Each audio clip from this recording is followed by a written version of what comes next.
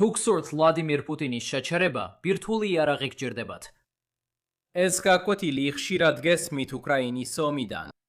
მაგრამ აღმოსავლეთ ევროპისთვის ეს მაშინვე აჩენს შეშფოთებას. ტრანსატლანტიკური განხეთქილების გაღრმავების ფონზე ბევრს ეჩვეეპარება აშშ-ის უზარმაზარი მარაგის სარგებლიანობაში. ამიტომაც აქედან იწყება მთელი ინტრიგა. საფრანგეთის მიზანმიმართული მცდელობები არა მხოლოდ გააფართოვოს თავისი ბირთვული დაფარვა აღმოსავლეთით, არამედ გაზარდოს მისი რაოდენობრივი მაჩვენებლები. უბრალოდ რამდენიმე კითხვა მაქვს. იმუშავებს და გააკეთებს რამეს, რასაც მსგავსი ამერიკული სისტემა ვერ აკეთებს. ხო, შეიძლება იმუშაოს და შეიძლება უფრო მყარი იყოს, ვიდრე ამერიკული სისტემა. მაგრამ უფრო დიდი შემაკავებელი ეფექტი იქნება ის, რომ ბირთვული გაზიარება პოლონეთს საშუალებას აძლევს, რომ უკეთესი ტრადიციული ძალა ჰყავდეს. ხო, ჩვენ კიდევ ერთ გამარჯვებას ხედავთ კოლექტიური უსაფრთხოებისათვის. ამიტომ დღევანდელ ვიდეოში ჩვენ დავიწყებთ მიმოხილვას იმის შესახებ, რას ცდილობს საფრანგეთი თავისი ახალი ბირთვული სისტემით. შემდეგ შევჩერდები და განვიხილავ, როგორ იყო ეს შედეგი სრულიად პროგნოზირებადი რამდენიმე თვის წინ. შემდეგ გადავართავთ თემას და შევადარებთ საფრანგეთის მცდელობას ევროპაში არსებულ ამერიკულ სისტემას. ბოლოს შევისწავლით ამერიკული სისტემის სანდოობას გრძელვადიან პერსპექტივაში. მაგრამ მოდით ჩვენი მთავარი საუბარი დავიწყოთ იმით, რას აკეთებს საფრანგეთი. სინამდვილეში ახალი გეგმის წარმოშობა 1 წელზე მეტი ხნის წინ 2025 წლის მარტის განცხადებას უკავშირდება, როცა ემანუელ მაკრონმა განაცხადა, რომ სურდა გაეხსნა დებატები საფრანგეთის ბირთვული ხოლგის აღმოსავლეთ ევროპის ნაწილებზე გავრცელების შესახებ. ეს უდავოდ იყო პასუხი ახალი ტრამპის ბრძანებაზე. ოვალური კაბინეტის ნერვული აშლილობა და საუბარი ბარათებზე მხოლოდ 1 კვირით ადრე მოხდა, ხოლო ევროპაში აშშ-ის პოზიციის მიმართ შიში უმაღლეს დონეზე იყო. საფრანგეთი ერთადერთი არ იყო, ვინც თეთრი სახლის ტრანსატლანტიკურ ერთგულებაზე ფიქრობდა. ბირთვული ბარათი საფრანგეთისგან მოულოდნელი პასუხი არ ყოფილა. სინამდვილეში ეს სწორედ ის მიზეზია, რის გამოც ქვეყანას ბირთვული იარაღი საერთოდ აქვს. ძალიან ადრე აიზენჰაუერის ადმინისტრაციის დროს საფრანგეთმა თავისი პირველი ბირთვული იარაღი გამოსცადა, რადგან შიშობდა, რომ შეერთებული შტატები არ იქნებოდა მზად ნიუ-იორკი გაეწირა პარიზის გადასარჩენად. გაითვალისწინეთ, რომ ეს იმ ადამიანის პრეზიდენტობის დროს ხდებოდა, რომელმაც ნორმანდის დესანტირება საფრანგეთის გასათავისუფლებლად უხელმძღვანელა. საკმარისია ითქვას, რომ დე გოლი ყოველთვის ზედმეტად ღელავდა ალიანსის შიგნით ნდობის საკითხზე. მთავარი განსხვავება მაშინდელსა და დღევანდელს შორის არის ის, რომ ახლა საფრთხე ბევრად უფრო შორსაა. ცივი ომის დროს საფრანგეთი მხოლოდ დასავლეთ გერმანიით იყო დაშორებული რკინის ფარდას. ეხლა რომ რუსეთამდე მიაღწიო, უნდა გაიარო ის, რაც ადრე აღმოსავლეთ გერმანია იყო, შემდეგ პოლონეთი და შემდეგ ბალტიისპირეთის ან ბელარუსის რომელიმე კომბინაცია. ბოდიში კალინინგრადო, მაგრამ ამ თამაშში მონაწილეობას ვერ მიიღებ. იმისთვის, რომ ნებისმიერი დაპირება ბირთვული იარაღის გამოყენების შესახებ აღმოსავლელი მოკავშირეების დასაცავად სანდო იყოს, საფრანგეთმა თავისი ბირთვული განლაგებები იმ მიმართულებით უნდა გადაადგილოს. გადავიდეთ 1 წლით წინ, 2026 წლის მარტში და ჩვენ უკვე დავიწყეთ წარმოდგენა თუ როგორი იქნება ეს. საფრანგეთი მართლაც გეგმავს ბირთვული იარაღის უფრო აღმოსავლეთით და სხვა ადგილებში მოცინავე ბაზებზე განთავსებას. პროგრამის პარტნიორები ამ ეტაპზე არიან გერმანია, პოლონეთი, ნიდერლანდები, ბელგია, საბერძნეთი, შვედეთი და დანია. ეს საფრანგეთისგან მნიშვნელოვან ინვესტიციებს მოითხოვს, არა მხოლოდ ბირთვული ძალების ამის ადგილებში განთავსებისთვის, არამედ თავად პროგრამის გასავითარებლადაც. საფრანგეთს მხოლოდ დაახლოებით 300 ბირთვული იარაღი აქვს, რაც უმნიშვნელოა რუსეთის 4400-დან და შეერთებული შტატების 3700-დან შედარებით. შესაბამისად, საფრანგეთს მეტი საბრძოლო ქობნის წარმოება მოუწევს. მაგრამ თუ ბირთვულ არჩევანზე ვსაუბრობთ, დღევანდელი ვიდეოს სპონსორია Incogni. თუ არ მოგწონთ იდეა, რომ თქვენი პირადი ინფორმაცია უბრალოდ ინტერნეტში იყოს და ბოროტმოქმედებმა ის გამოიყენონ, მაშინ Incogni სწორედ თქვენთვისაა. და მიუხედავად იმისა, რომ Incogni ტექნიკურად არ არის მსოფლიოს მეათე ბირთვული ძალა, მათ მაინც აქვთ ფიგურალური ჩაქუჩები. იმისათვის, რომ თქვენი საცხოვრებელი მისამართი, სამუშაო გამოცდილება და თუნდაც პოლიტიკური კუთვნილება წაშალონ ვებგვერდებიდან და მონაცემთა ბროკერების რეესტრებიდან, რაც სხვაგვარად შეიძლება გამოიწვიოს თაღლითური სესხების აღება თქვენ სახელზე, ან სტალკერებმა თქვენი პოვნა შეძლონ. გარდა ამისა, მათ აქვთ პერსონალიზებული წაშლის ფუნქცია. თუ გსურთ რამე უფრო ზუსტი ვიდრე ატომური ბომბია, ამიტომ დაიბრუნეთ თქვენი პირადი მონაცემები, ეწვიეთ incogni.com/WilliamSpaniels. გამოიყენეთ კუპონის კოდი WilliamSpaniel, ყველაფერი ერთად, რომ მიიღოთ წლიური გეგმის 60%-იანი ფასდაკლება. რაც შეადგენს მხოლოდ 0.0000000166%-ს იმ თანხისგან, რაც შეერთებულმა შტატებმა დახარჯა ბირთვული იარაღის პროგრამის კვლევაზე, განვითარებაზე, ტესტირებასა და წარმოებაზე ცივი ომის პერიოდში. საკმაოდ კარგი შეთავაზებაა. და კიდევ ერთხელ მადლობა Incognis, რომ დააფინანსა დღევანდელი ვიდეო. ეხლა მინდა აქ შევჩერდე და განვიხილო მნიშვნელოვანი საკითხი საერთაშორისო ურთიერთობების შესაბამის შესახებ. თან ცოტა წარმატებაც აღნიშნო. ამახზე განმეორებადი თემა ისაა, რომ საინტერესო გეოპოლიტიკური კითხვების უმეტესობას პასუხი არ აქვს. კარგი იქნებოდა, დარწმუნებით მეთქვა, როგორ დასრულდება უკრაინის ომი, მაგრამ ამისთვის უნდა ვიცოდე ინფორმაცია, რომელიც მხოლოდ კრემლს აქვს და ასევე სხვა ინფორმაცია, რომელიც მხოლოდ კიევს აქვს. თუ სახელმწიფოებს შეუძლიათ საიდუმლოებები დაუმალონ სხვა სახელმწიფოებს, მაშინ ადამიანი, რომელიც მთელი დღე კლავიატურასთან ზის, უძლურია. ამის მიუხედავად, გეოპოლიტიკის მიმდევრისთვის ერთ-ერთი მთავარი წინსვლა ისაა, რომ გააცნობიერო, ნორმალურია თუ რაღაცები არ იცი. და სინამდვილეში ბევრად უფრო საინტერესოა, როცა ცდილობს სტრატეგიული მოტივები გაიგო ამ გაურკვევლობის პირობებში, ვიდრე ზედმეტად თავდაჯერებული პროგნოზების გაკეთება. თუმცა არის შემთხვევები, როცა საერთაშორისო მოვლენები სრულიად პროგნოზირებადია. და ეს სწორედ ასეთი შემთხვევაა. თუ ნატოს ეკონომიკას კარგად იცნობთ, პოლონეთის მიერ ბირთვული იარაღის შექმნას არანაირი აზრი არ აქვს. საფრანგეთი და გაერთიანებული სამეფო, ისევე როგორც ყველა სხვა ბირთვული სახელმწიფო, არ იქნებოდნენ აღფრთოვანებულები, რომ კიდევ ერთი ქვეყანა შეუერთდეს ამ კლუბს, თუნდაც ეს ქვეყანა მათი ალიანსის პარტნიორი იყოს. ამასობაში საერთოდ არ მაქვს წარმოდგენა, საიდან უნდა მოძებნოს პოლონეთმა ბიუჯეტი ბირთვული იარაღის პროგრამისთვის. უნდა დავივიწყოთ ის წარმოდგენა, თითქოს ბირთვული იარაღი ისეთივე ხელმისაწვდომია, როგორც ინტერნეტში კონფიდენციალურობა.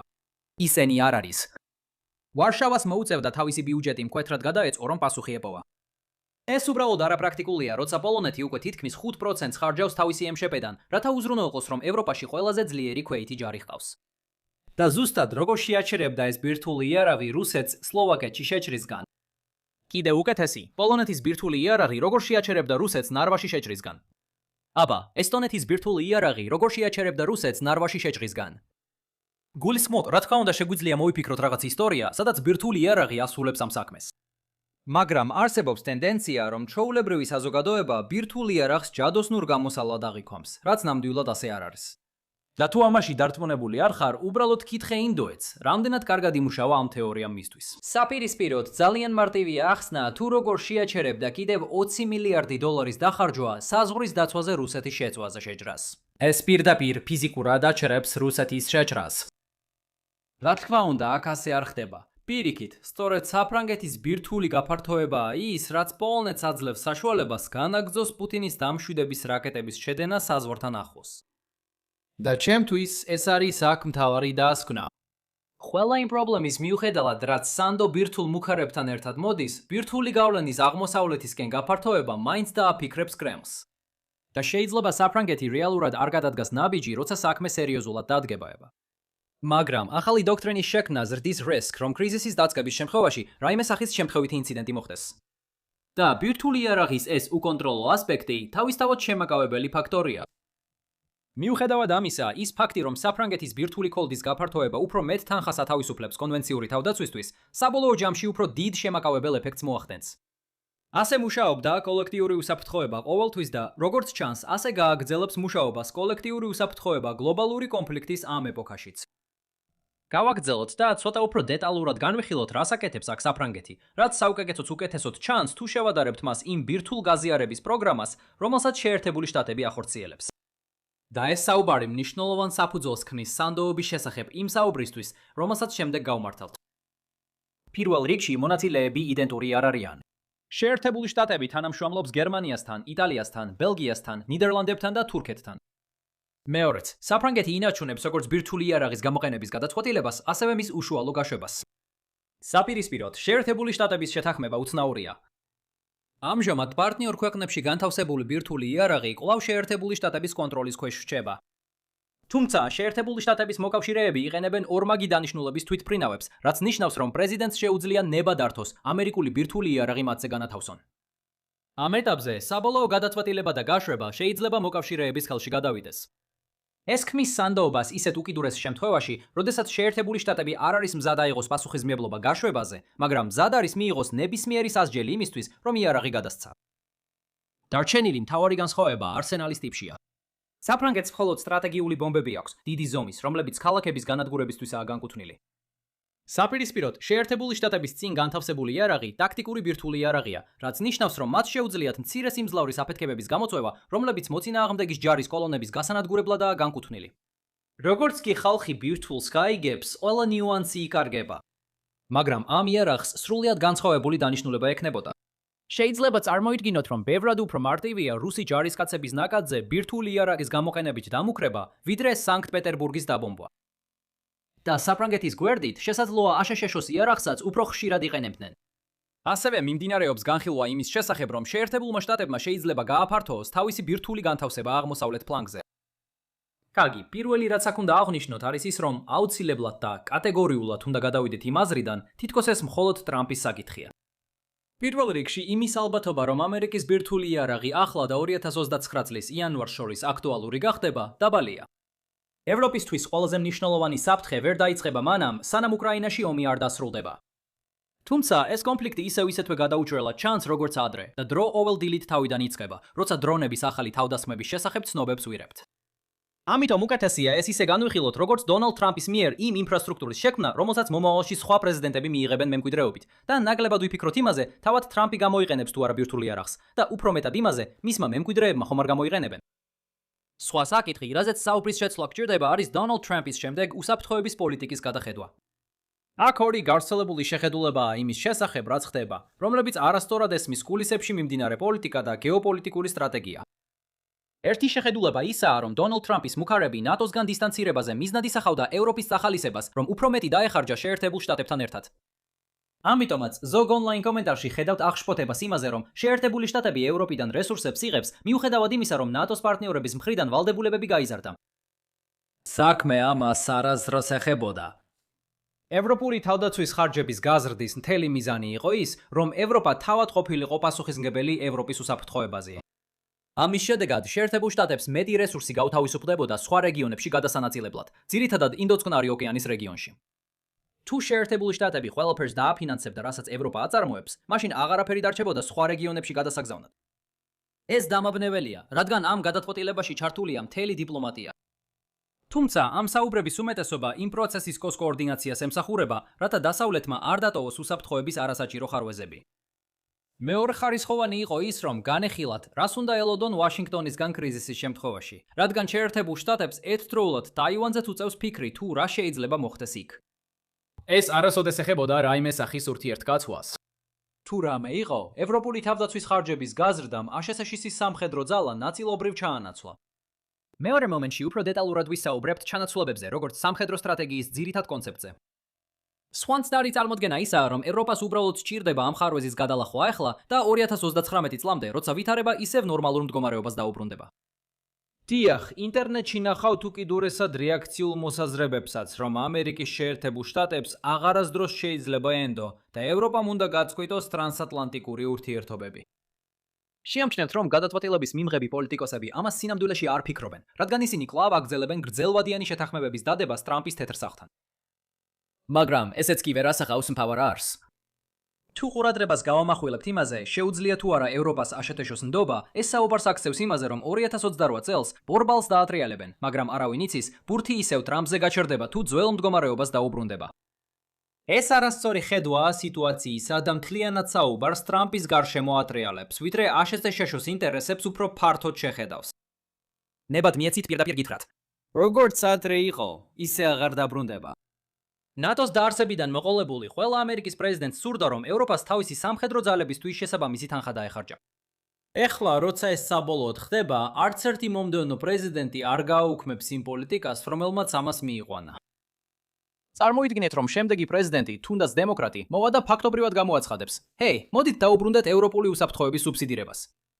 ისინი ამ სიახლეების ციკლში სრულად განადგურდებოდნენ. არანაირად არ შეიყვანდნენ საკუთარ თავს ასეთ მდგომარეობაში.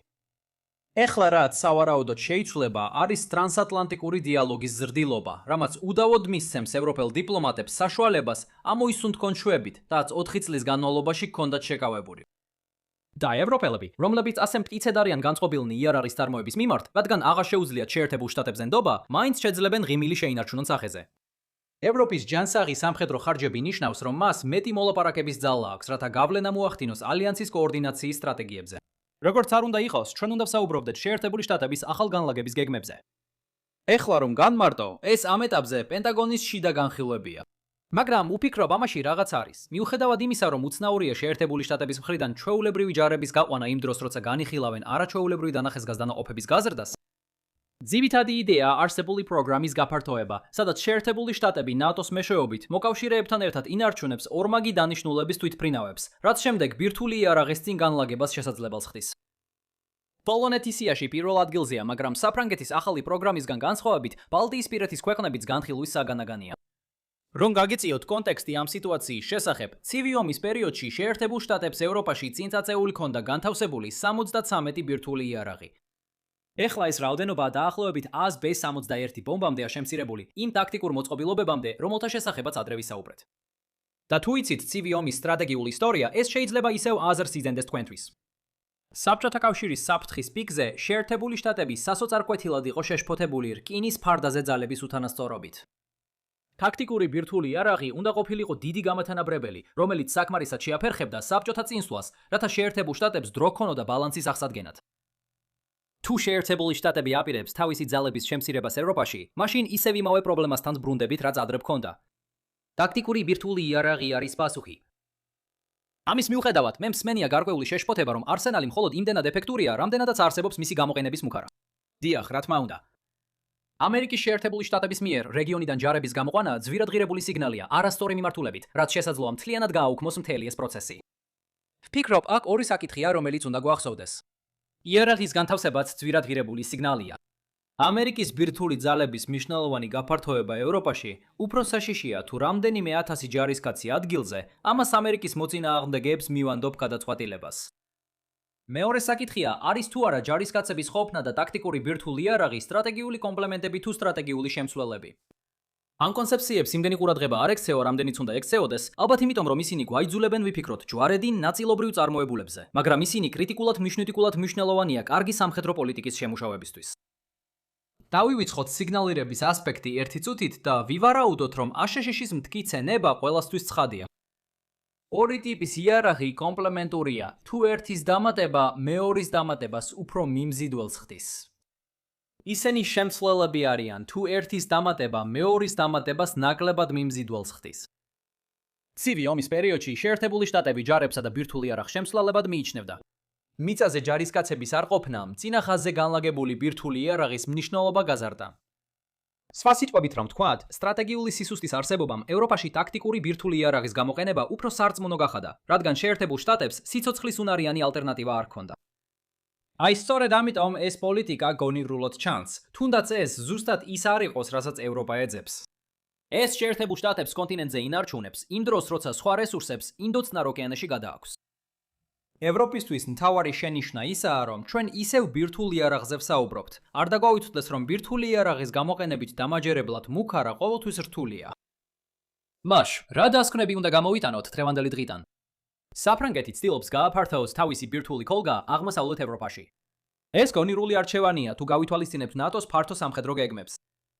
ამასობაში ASHS-ის სამხედრო გეგმები ბევრად უფრო შორეულ მომავალს ეხება, ვიდრე ტრამპის ადმინისტრაცია. და ASHS-ის ტაქტიკური ბირთვული იარაღის გაზიარების პროგრამის გაფართოება გონივრული არჩევანია, თუ გავითვალისწინებთ პენტაგონის გლობალურ პრიორიტეტებს. კიდევ ერთხელ მადლობა Incognis, რომ დააფინანსა დღევანდელი ვიდეო.